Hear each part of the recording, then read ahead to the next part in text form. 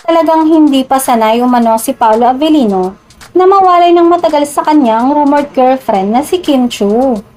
Ramdam na ramdam ng Kim Pao fans ang pangungulila ni Pao kay Kim dahil sa mga ipinost nito sa kanyang social media accounts nitong mga nakarang araw. Bihirang-bihirang maging active sa SOCMED si Paolo. Pero dahil nga matagal-tagal na walang taping kasama si Kim, ay talagang namiss niya ito ng bonggang-bongga. Aliw na aliw naman ang Kim Pao fans dahil panay post ni Paolo kasama sa litrato ang aktres na si Kim.